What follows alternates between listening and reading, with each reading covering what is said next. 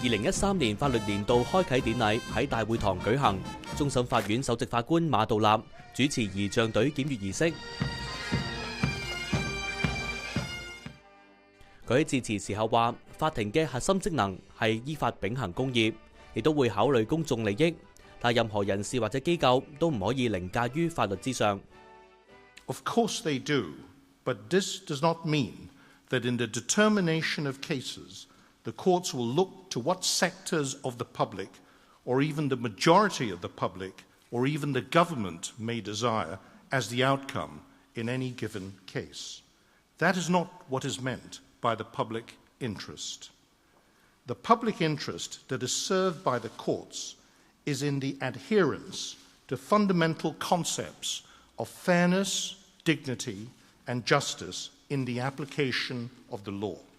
I would also like to remind everyone of the fact that although the courts do on occasion have to deal with the legal questions arising out of political matters, the courts and their activities ought not to be politicized.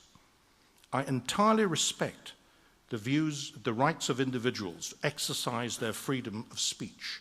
Indeed, I think it is healthy in a society for this to happen, and it is in any event guaranteed as a fundamental right here in Hong Kong.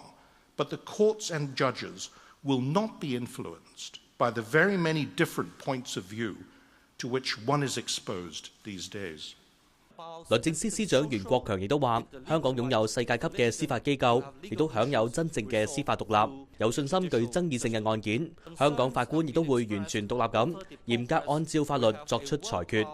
Whenever legal proceedings would bring about significant social, economic, or political impact on our society, it is perfectly understandable that they would give rise to public debates. However, it is an important part of the concept of the rule of law that legal issues should be allowed to be resolved through the judicial system.